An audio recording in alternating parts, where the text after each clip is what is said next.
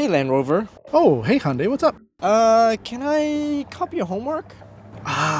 Okay, but just like change it up a little bit so the teacher doesn't realize. All right, sounds good. Don't even worry about it. Oh, come on! I told you to change it up! I did. Welcome back to another episode of Test Drive Showdown. We're looking at this 2024 Land Rover Defender 110 with the V8 engine and the all-new Hyundai Santa Fe XRT. Why are we doing this? I don't know, but we're going to be telling you if you're in the market for $132,000 and you're trying to decide if you want the great value Defender or you need 2.5 of them for the price of this. Because, Victor, we've been talking about this all week. There is unmistakable evidence that the engineers and designers at Hyundai were copying the homework when it came to this Defender. There's too much similarity. A little bit. So no more than a little bit. Let's talk about the front ends first off. Like, there's some similarities there, and we talked about it. You talked about it in your video on the Santa Fe. It is quite a different look, but I mean, parked side by side, I'm seeing a lot of resemblance. Yeah, I do see the resemblance too. I mean, the hood bulges are evident on both. Oh, yeah. The Hyundai has a lot of H designs, which we've calculated how many, 14 or something? It's 14 on the outside, including the wheel caps and everything. Yeah, so that's how they want you to think it's a Hyundai, yeah, for sure. Absolutely. I mean, the only thing they really could have done to fully copy it would have been to put Santa Fe on the front hood, which I'm sure you could get like a decal. It would be kind of hard to remove the H on there, but yeah, you've got this front that kind of comes out a little bit, and the Hyundai has got that all across the front, but kind of similar there. But it's the sides that are really like, oh my, I couldn't believe it. We've got where the Defender has these air vents, kind of similar on the Santa Fe, smaller, but same idea. You've got these wheel arches, especially on the Defender, they're very pronounced, but same thing on the Santa Fe. I mean, they do come out a little bit, making this look a lot more rugged on both vehicles. Hey, but I can get on the roof easier. I've got a built-in handle for all your overlanding needs. Now see, that I like that, because if you are using either of these vehicles to do adventuring, off-roading, you gotta buy an accessory for the Land Rover. You gotta buy a ladder in order to get up there, but it's built in on the Santa Fe, so I actually do like that. Yeah, and the ladder is cool, but it's so obnoxiously large. Yeah. It makes your car wider. I just think a sleeker design would be beneficial. Yeah, and again, if you are going up there a lot, I don't even have roof rails on this spec for the Defender at $132,000 Canadian, which you've got on the Santa Fe, then yeah, I mean, you have to decide what you're using these vehicles for. But if we're really talking about how much copying has been done between these, it's the back end that's really the most egregious when it comes to that. So let's go take a look back there. Hey, look, I'm matching. It's like the same color of green. All right, so back here, this is a very different design for the Santa Fe, very flat, but it's weird because it's like flat but kind of over bloated at the same time. Yeah, it kind of comes out in the middle a bit. It's like an oval, sort of. Yes, you're right. And if you put a spare tire on the back, I think it would look just the same. Like that. Yeah. That's all it's missing really is having that on the back there. But very different design for the Santa Fe. Very squared off, very bulbous, like I said.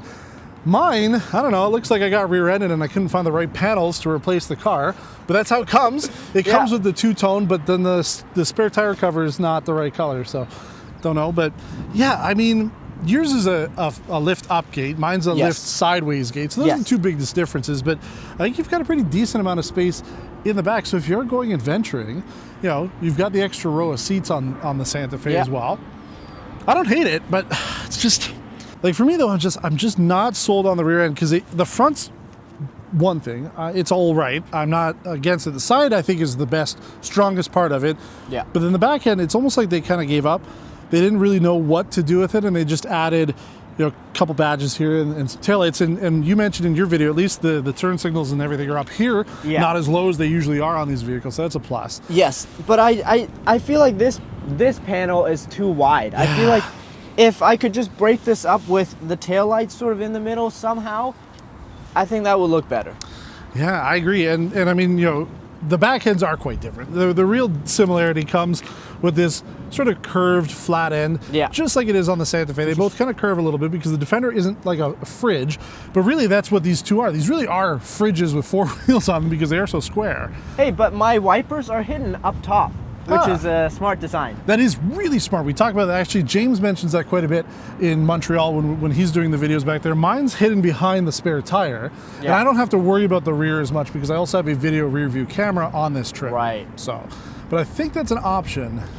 So that would be ultimate calligraphy. You can get a rear view camera. Good to know. Well, I think we need to take them for a drive and see if you're in the market for a Land Rover Defender or 2.5 Santa Fe's. That's right.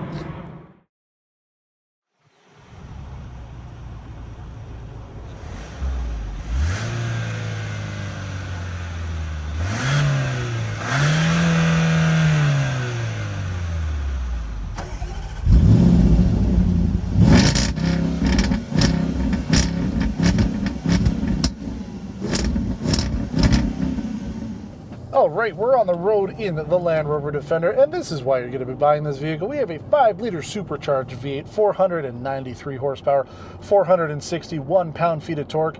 It doesn't sound amazing on the inside, but you can tell it's a V8.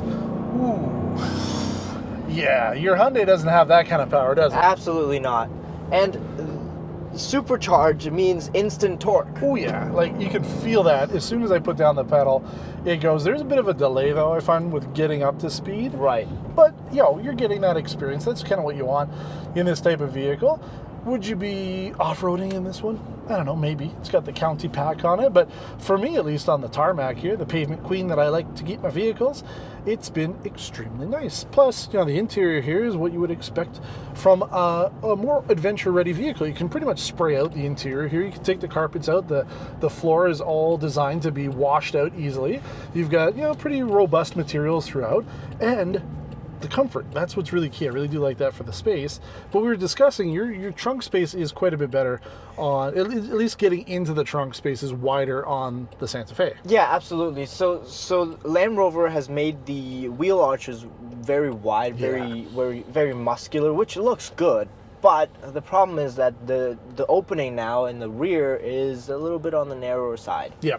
So you're buying this not necessarily because you need to put big stuff in it. It is more of a lifestyle. And really, again, the price between these two vehicles is pretty significant, with about a $50,000 as tested price for the Santa Fe versus $132,000 for this. So you can buy two of the Santa Fe's for this. And we were talking about actually the interior too. The steering wheel on your Santa Fe looks like the previous generation Range Rover, doesn't it? Yeah, it does. And I mentioned in the review video, why did they copy it? They don't need to anymore, right? It looks good, but I didn't think it was necessarily a good or a bad thing to have such a similar design of steering wheel. It's just kind of funny to see it now, to see the great value version of this on the road, because there are so many similarities, but they're obviously going to drive way different. We've got an air suspension on this versus the Santa Fe is just a regular suspension. We've got obviously the performance and power. You can hear us. Oh yeah, we're losing all of the stuff in the trunk. That's one downside, is because the trunk area there has like a metal finish to it. My metal tripod is just sliding around. It's just going to town back there at the discotheque. So, there's small little things like that. But, I think that the big technological improvement that you're going to get if you go with the Santa Fe is the infotainment. Because the infotainment here is not bad, but it's just not the greatest. It's good. I'd say it's pretty average for a luxury vehicle, but I really do feel that the Koreans do it way better when it comes to tech.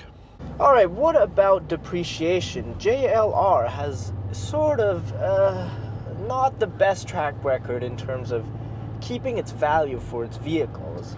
No, and I even talked about that when I was doing the video on this, because there's so many options and so many different ways you can configure this, that the way that you build your Defender might not be the way that anybody else wants a Defender. So when you try to sell it, you might not get the same value you were expecting for it. So they do depreciate a little bit more. Reliability is going to be kind of a mixed bag between both. JLR, you're not buying them for reliability, but then Hyundai's had their own set of problems with vehicles recently as well. But I bet you don't have 5-year warranty.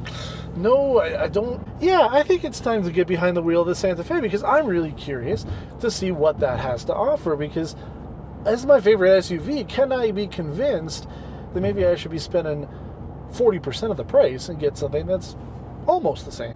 Let me give it a shot. All right, we're in the Hyundai Santa Fe. Nile, what do you think? First of all, comfort is really good on this. We were just talking off camera.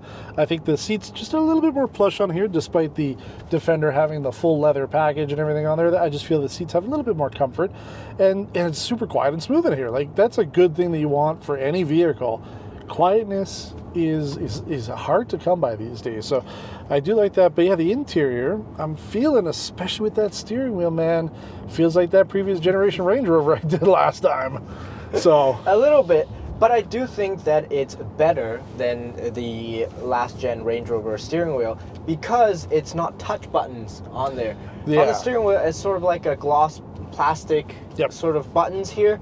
But here we have actually scrolling knobs for your volume controls, all that kind of stuff. So it might just be an improved version of that. And if you want to know everything there is to know about the new Santa Fe, Victor did the full video on it. It is up on our channel. We'll have a link to it in the top right corner of your screen, because there is a lot going on for this. Whether you like the design or not, this is a fully redesigned vehicle from the ground up, designed for families.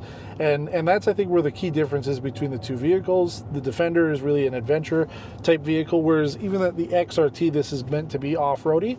It really is designed for families, and it excels at that. Yeah, absolutely. It does have all-terrain tires, but these all-terrain tires aren't as loud as what you find in the Defender or a Wrangler or anything like that. For sure. So it still feels very composed. Suspension tuning is good. We just went over some rails, and it was smoother in this for sure. Yeah, I didn't really feel much of it. Power, you can't compete. Hey, but you know what? It's not bad for what it is. It's pretty good. It's not bad for what it is, but I still can't say it can compete with the Defender. No. The Defender has, 4 more cylinders, double the cylinders, double the horsepower. And triple the price. And triple the price. Triple the price. And it has a supercharger, which is nice. The dual clutch on this is very smooth. I think they've, made this way more refined for this generation. I'm very impressed with the dual clutch. Whether if a mid-sized family SUV needs a dual clutch, I don't think so. But and we were talking too that it's not really ideal if you do take this off-roading. I mean, this is not going to compete with a Wrangler or even really the capabilities that a Defender has off-road. This is again for somebody who maybe has a cottage on an unimproved road. Maybe you've got some very light trails that you want to be taking this on. This will do it a little bit better than your normal street vehicle. But yeah, dual clutch for that type of purpose, you want to have a transmission that's going to be in the correct gear and know which gear it needs to be in if you're doing that type of stuff. So again, shows to where the target demographic is for this vehicle, which is more for people who are buying it because they need a larger SUV crossover vehicle that can get the job done. And that's why we are comparing these, because the Defender is not a true SUV anymore. It is a crossover. It is built on a unibody platform just like this. So it's no longer a true off-roader. But still, I mean, I think that the interior here, they do a good job. I like the setup. I like the amount of storage. We were talking the little HVAC controls here, kind of weird. I was even playing with them. Like, you got to get right in the center of that button. It's not a button, it's a screen to get the button to work. And then it's even kind of hard to see if it's on or off. So small things like that, not the greatest experience, but you can't really beat having an actual physical button like you get for the most part on the Defender. But where this vehicle shines is the second and third row, because it's so comfortable back there. Which I agree 100%. The Defender, I like the back seat. It works well. We haven't tested the 130, but sitting here, this would be a lot more comfortable on a long-term drive, even shorter-term drives. I can tell you right away that for me as a bigger guy, seats are much more comfortable on this vehicle. And that's kind of what you're getting, right? Again, more designed for somebody who's got a family. They want to be driving this long-term, going on road trips. You're going to want something that is comfortable. Whereas, again, the Land Rover is maybe a little bit more durable for getting it a little dirty if you're taking it out into the wilderness. And to make it even more family-oriented, Hyundai has put in a very smart design center console where both the front seats passengers and the rear seat passengers can access with an extra drawer. Again, that's just a very good space. utilization and very family oriented. Yeah, the Defender's got a fridge instead, which is a nice to have thing, but yeah, I don't know how often you're using it because I did put a soda bottle in there, and it pretty much is the max. You can fit like two 590 ml bottles of Coke in there. That's kind of the maximum that you can fit. So it's cool, but this is definitely a lot more functional. So all in, both vehicles do offer something unique to buyers. It's not going to be, really nobody's going to be comparing these, but let us know in the comments below if you are in the market for a Defender, but for some reason you've decided to go with this, or vice versa. Are you in the market for the Santa Fe, but you're wondering, should I spend my inheritance on something that looks cool? Let us know in the comments below. We always get back to everybody as quick as we can. Yeah, I think the Santa Fe has improved dramatically compared to the last generation. And taking cues from a Land Rover, which by all means it's a few classes above. It might just work out for Hyundai, because now I think of the Santa Fe as, you know, this very luxurious kind of budget vehicle. And if you're going to copy, you might as well copy from the best. So of course the Defender makes sense to go with as a base for this vehicle. So as always, again, we appreciate you watching the video. Until next time, take care. That's right. Thank you for watching.